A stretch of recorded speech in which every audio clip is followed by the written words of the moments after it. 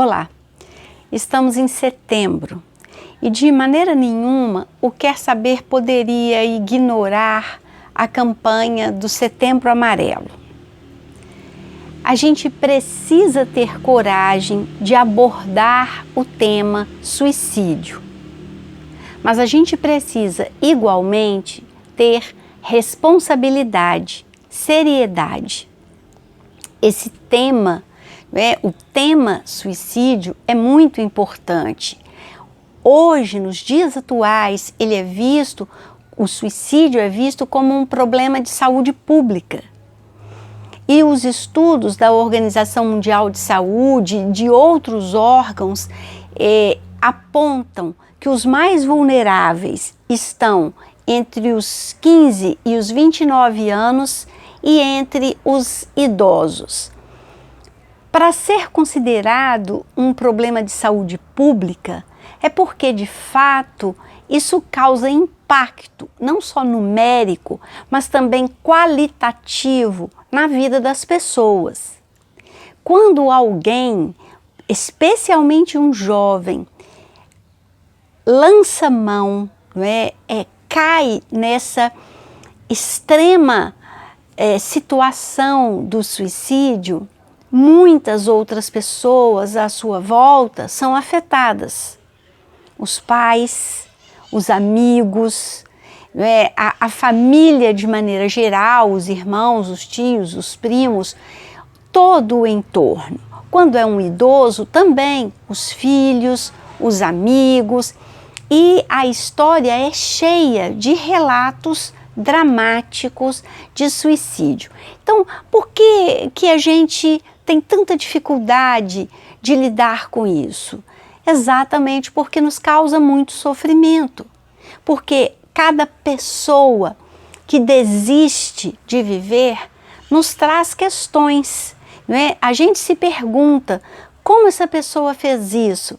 Mas a gente também se pergunta o que foi que eu não vi, o que foi que eu não fiz, onde eu errei, mesmo que não seja alguém que estivesse sob a nossa responsabilidade, que fosse um amigo, e a gente pergunta o que eu poderia ter feito pelo meu amigo, que fosse um colega de trabalho, um colega da escola, o que eu poderia ter feito?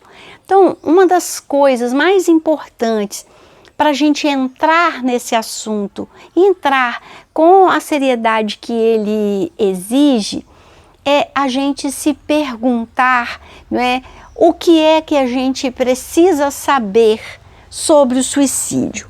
Então, esse tema que tem sido merecido a atenção, de filósofos, teólogos, médicos, sociólogos, psicólogos e até artistas do mundo todo há muitos e muitos anos, ele é uma questão, ele envolve uma questão multifatorial.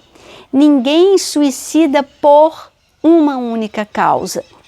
Então, ele tem fatores biológicos ou genéticos, se a gente quiser dizer, fatores psicológicos, sociais, culturais, ambientais e situacionais.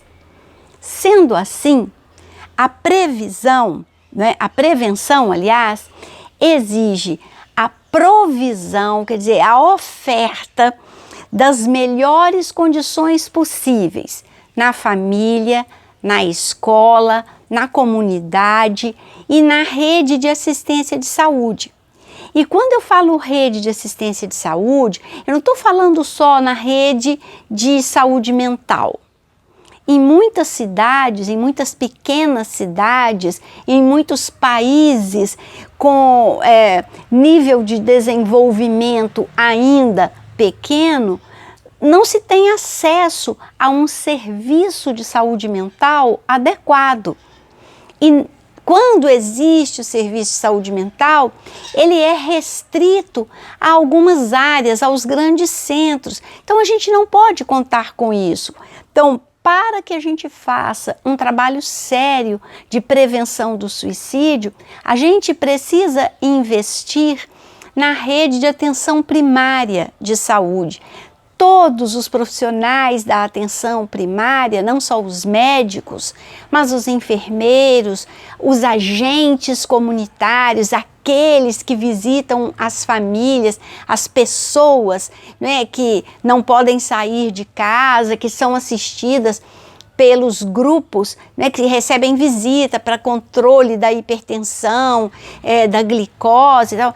Essas pessoas que fazem essas visitas precisam ser preparadas para perceber sinais e para encaminhar. Então, o super especializado talvez não esteja ao alcance da grande maioria da nossa população específica, mas esse agente da atenção primária, ele é importantíssimo. E um segundo agente fundamental são os professores, os profissionais das escolas. A escola, da qual nesse momento nós estamos sentindo tanta falta e nós estamos podendo perceber a grandiosidade da tarefa da escola. Lá na escola é preciso que se faça, que se ofereça um treinamento, um conhecimento adequado para que esse professor, além da percepção, professor, diretor, supervisor, orientador, todo o pessoal da escola, a tia da merenda, o pessoal da disciplina, para que todos eles tenham olhos atentos, porque eles são as pessoas que têm mais contato com as crianças e com os adolescentes. Eles são fundamentais para esse nosso olhar preventivo, não esperar a situação chegar no seu extremo para que aí a gente diga que não tem nada para fazer. E a gente sempre tem, mas talvez tarde, né? E nunca tarde demais, porque enquanto há vida nós podemos agir, mas tarde, depois de um longo sofrimento e com um retorno mais doído e mais demorado. Então isso é muito importante, que a gente invista, né, na escola e nos agentes da atenção primária de saúde como o nosso primeiro olhar, né, o primeiro olhar, aquele que percebe os pequenos sinais. Alguns riscos têm nos chamado a atenção, né? Um deles, muito importante, é a banalização da palavra e do que ela traz, né, do conceito, da ideia que ela traz, né, a palavra depressão. Depressão é nome de doença, mas caiu no vocabulário comum. Então as pessoas hoje dizem que estão deprimidas, quando na verdade elas estão tristes. Elas estão passando por um período, por uma situação difícil, mas elas não estão doentes. Talvez a gente até pudesse dizer, né, que elas estariam doentes e preocupantes, né, se elas, diante daquela situação, não fossem capazes de entristecer. Mas, de alguma maneira, nós vivemos atualmente numa sociedade que não admite o insucesso, a tristeza, a dificuldade, o não conseguir alguma coisa. Nós vivemos numa situação, numa sociedade que não admite que a gente não consiga alguma coisa que a gente gostaria de conseguir, que a gente perca a intimidade com as nossas emoções que são ditas negativas, a tristeza, o medo, a raiva, né? Essas emoções que nós todos vivemos, que fazem parte e que nos protegem de muitas situações, mas a nossa sociedade não admite. Nós temos vergonha de admitir que temos medo, tristeza, dificuldade, raiva, nós temos dificuldade de assumir esses sentimentos. Então, quando a gente vai ficando muito tempo pressionado por essa aparência, por essa performance de sucesso a todo custo, talvez a gente não aguente. E um outro risco, que muitas vezes é decorrente dessa distância que nós temos dos nossos sentimentos mais profundos e, digamos, menos nobres, não é? É que a gente muitas vezes recorre à automedicação ou à medicação inadequada. Se não há automedicação, se não sou eu mesma que decido por uma medicação, quando eu estou esse deprimido, que não é uma classificação, né, de doença, mas é uma experiência humana, natural. Eu tomo o remédio que a minha vizinha tomou, eu tomo o remédio que alguém disse ou que eu vi uma propaganda, porque tem propaganda de remédio, né? Eu tenho acesso fácil e eu tomo, e às vezes eu mascaro, né, um sinal que seria importante, e como isso não é um tratamento e eu não vou dar sequência a ele, talvez essa coisa exploda lá na frente muito maior do que ela estava naquele momento em que eu lancei mão desse recurso. Um outro risco que a gente também tem observado, que está cada vez mais frequente, é o uso e o abuso de substâncias lícitas ou ilícitas. O álcool talvez seja o mais fácil, de mais fácil acesso. E a gente observa que os nossos jovens começam a beber cada vez mais cedo e bebem cada vez mais. Nós, adultos, estamos implicados nessa situação, porque nós, muitas vezes, transmitimos a ideia de que só se aproveita uma festa bebendo, de que só tem graça uma reunião em torno da bebida e que não há motivo, não há necessidade de você regular esse acesso, né? Pais que os filhos desde criança veem bebendo muito, com muita frequência, bebendo e dirigindo, eles crescem com essa naturalização. E há crenças, né, há uma ideia muito disseminada que é vendida, e eu nem acho que é vendida, ela é oferecida aos jovens como sendo natural. Então, tem uma crença de que todo estudante de medicina bebe muito. Tem uma crença de que todo mundo que vai morar em Ouro Preto bebe muito. Tem uma crença de que todo adolescente, para fazer parte de um grupo, precisa beber, precisa experimentar algumas drogas. E a gente, nós adultos, vamos naturalizando essas crenças. Vamos achando graça, vamos colecionando fatos anedóticos dos quais a gente ri, que a gente nunca se esquece, e isso vai fazendo parte da referência dos nossos adolescentes. E eles agem, então, de acordo com isso, com esse ambiente que nós criamos para eles, oferecemos. E uma grande parte dos suicídios está ligada ao uso e abuso de substâncias lícitas ou ilícitas. E isso, então, é mais um dado de risco no momento atual. A presença conjunta do alcoolismo e da depressão em um indivíduo aumenta enormemente o risco de suicídio. E como que é fácil hoje a gente ver essas duas coisas se juntando? Bom, eu não meço 1,70 m. Eu peso mais que os 50 quilos que dizem que eu deveria pesar.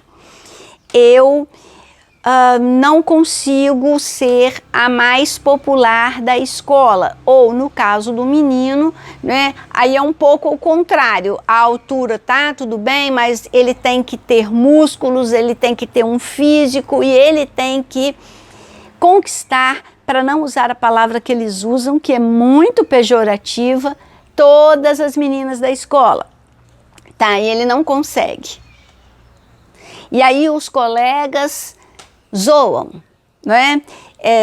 Riem do menino, riem da menina, que não conseguem, que não são populares, que não ficam, que não armam, né, pequenos esquemas, mentirinhas para escapar da vigilância dos pais, que nunca vão às festas, que não são as que os pais conhecem e que são sempre levados pelos pais, que são acompanhados.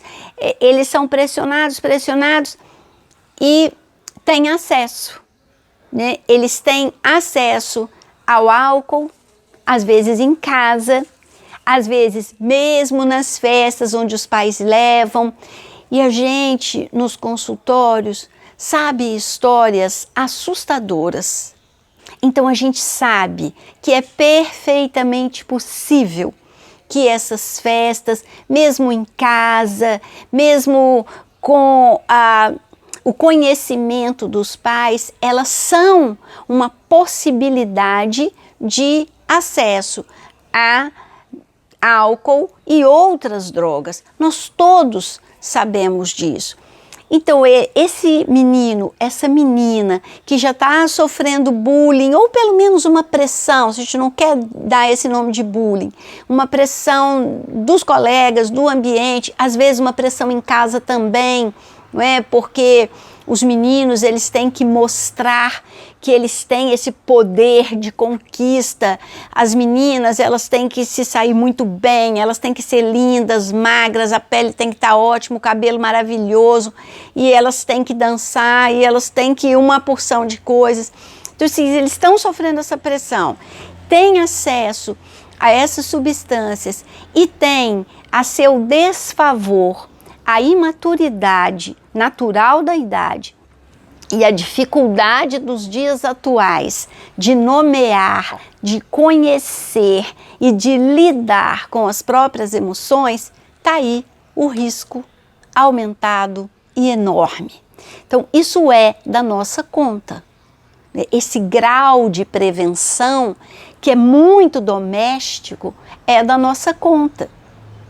É claro que nesse vídeo hoje eu não vou esgotar todas as possibilidades que a gente tem, todas as vertentes que a gente precisa enfrentar para estar de fato atendendo a necessidade de prevenção do suicídio.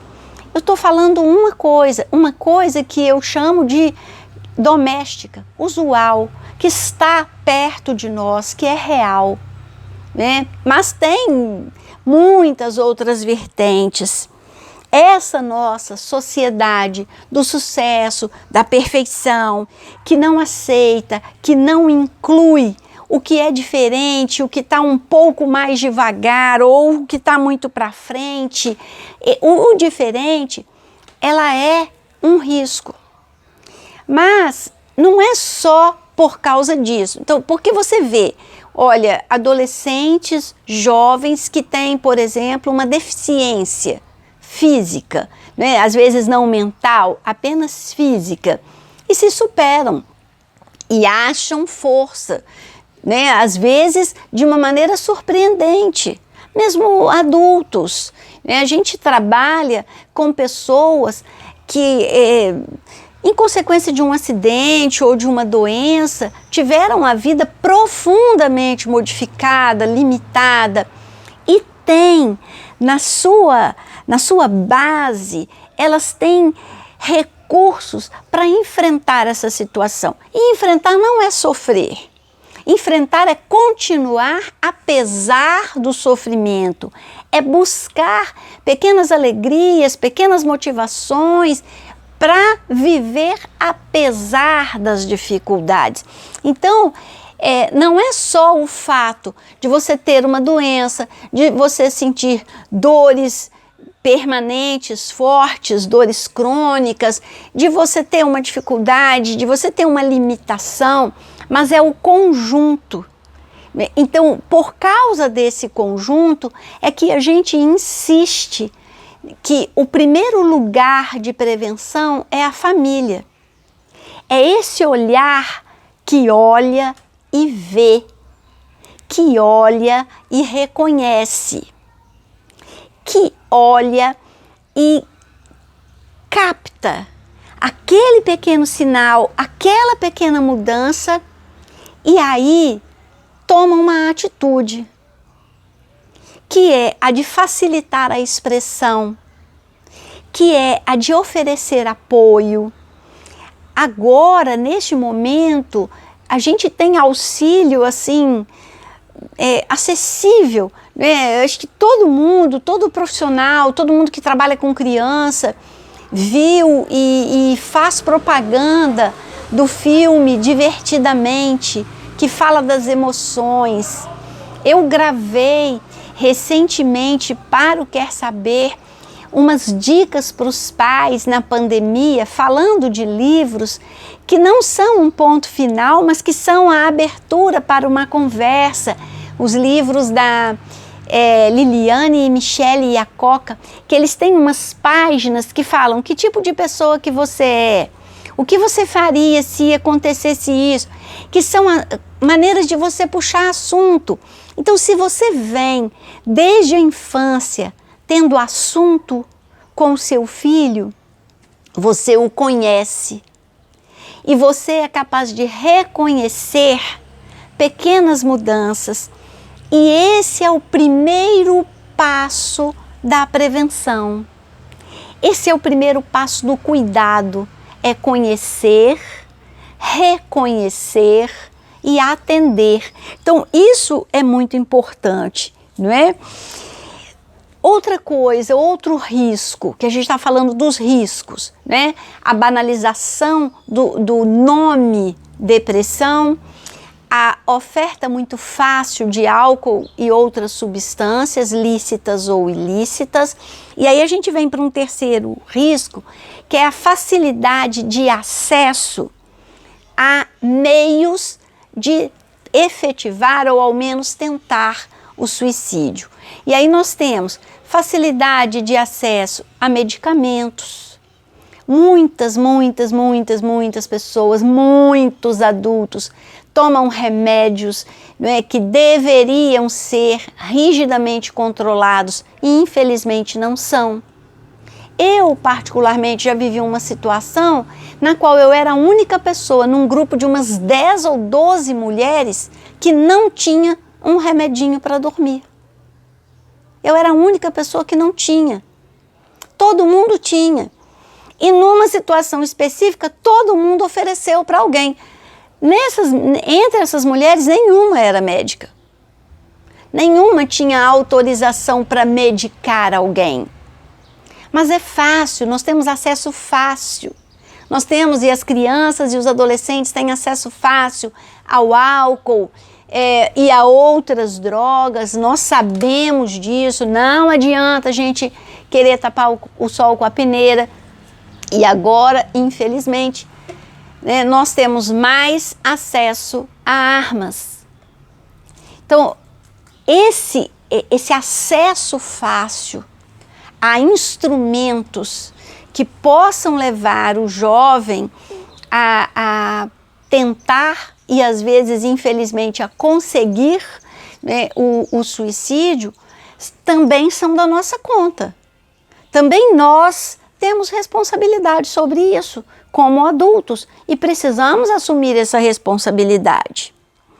Então, é preciso que a gente veja também, eu não quero deixar de falar isso, além disso, né, do acesso fácil aos meios, nós temos um estímulo a práticas radicais. Nós temos um estímulo a coisas, a brincadeiras, a situações de perigo, de emoções fortes.